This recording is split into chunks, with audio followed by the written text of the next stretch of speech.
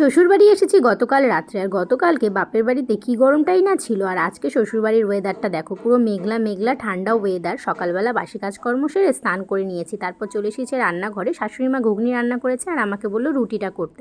তো আমি রুটি করে নিয়ে বরকে খেতে দিলাম, আর খেতে বসে না বর বিষম খেয়েছিল, তাই একটু মাথায় সাট করে দিলাম। তারপর ও চলে গেল দোকানে।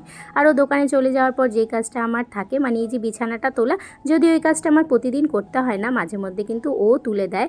তবে আজকে আর তুলিনি, কারণ বেশ কতদিন তো আমি বাড়িতে ছিলাম না, প্রতিদিন ওই তুলেছিল, তাই আজকে আমিই তুললাম। তারপর আমি আর দিদিভাই সকালের খাওয়া দাওয়া করে এখন বসেছি দুপুরে সবজিটা কাটতে রান্নার।